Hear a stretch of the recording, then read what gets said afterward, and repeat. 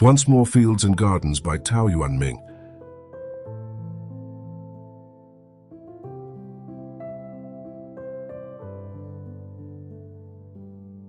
Even as a young man, I was out of tune with ordinary pleasures.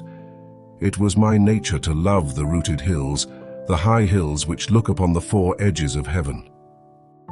What folly to spend one's life like a dropped leaf, snared under the dust of streets. But for 13 years it was so I lived. The caged bird longs for the fluttering of high leaves. The fish in the garden pool languishes for the whirled water of meeting streams. So I desired to clear and seed a patch of the wild southern moor. And always a countryman at heart, I have come back to the square enclosures of my fields. And to my walled garden with its quiet paths. Mine is a little property of 10 mu or so, a thatched house of 8 or 9 rooms. On the north side, the eaves are overhung, with the thick leaves of elm trees, and willow trees break the strong force of the wind. On the south, in front of the great hall, peach trees and plum trees spread a net of branches. Before the distant view, the village is hazy, and mist sucks over the open moor. A dog barks in the sunken lane which runs through the village. A cock crows perched on a clipped mulberry. There is no dust or clatter in the courtyard before my house.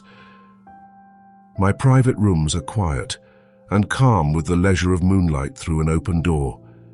For a long time I lived in a cage. Now I have returned, for one must return to fulfill one's nature. 少无时俗韵，性本爱丘山。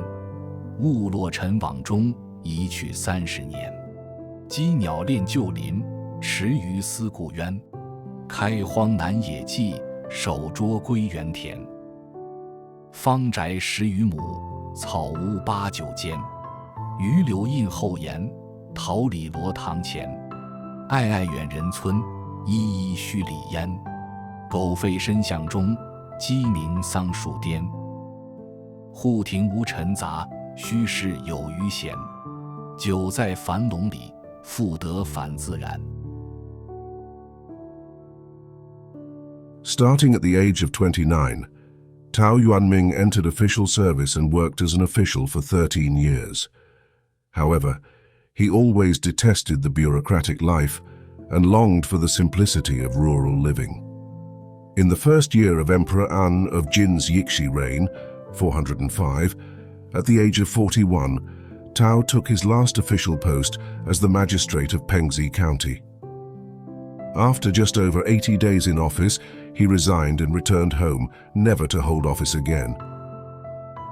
According to the Song history, the biography of Tao Qian, and Xiao Tong's biography of Tao Yuanming, his decision to retire was driven by discontent with the corrupt realities of his time. At that time, the political environment was deeply corrupt, with officials flattering their superiors while oppressing their subordinates, engaging in reckless behavior and showing no sense of integrity. For a person of upright character like Tao Yuanming, the bureaucratic world was suffocating and incompatible with his ideals, leaving no space for his ambitions or values. After 13 years of struggle, Tao Yuanming came to a profound realization about the irreconcilable conflict between his principles and the prevailing political system. This fundamental incompatibility led him to make the ultimate decision to retreat from public life. With this choice, he ended the cycle of alternating between serving and withdrawing, a life where he felt trapped and powerless. He spent the rest of his life in the countryside, dedicating himself to a life of simplicity and freedom.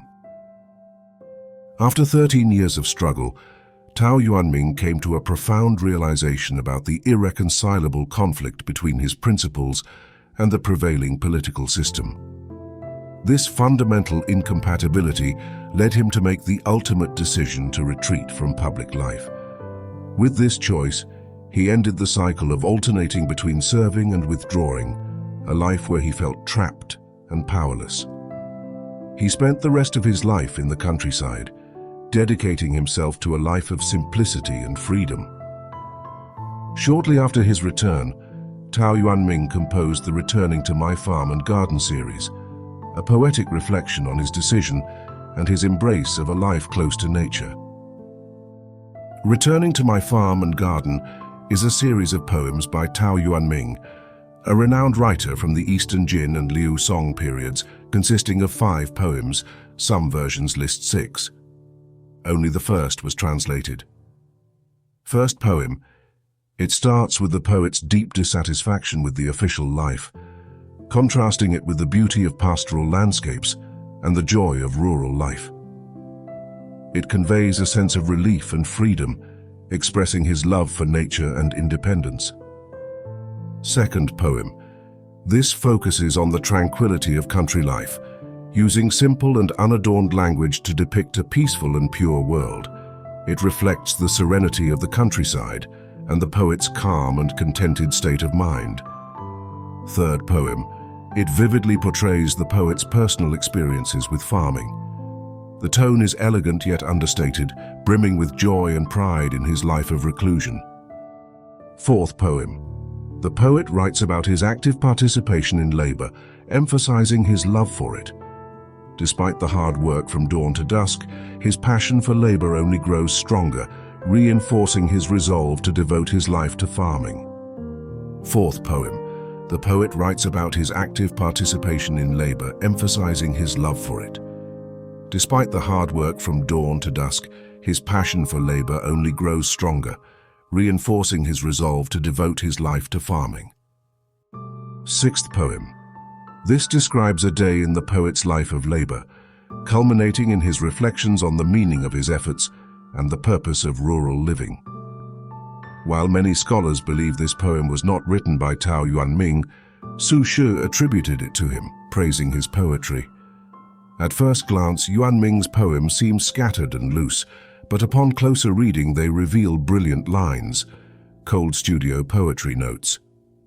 This series reflects Tao Yuanming's love for pastoral life, his rejection of officialdom and his deep connection to nature, all expressed in a sincere and unpretentious style. Thanks for watching. Please like and subscribe for more excellent content.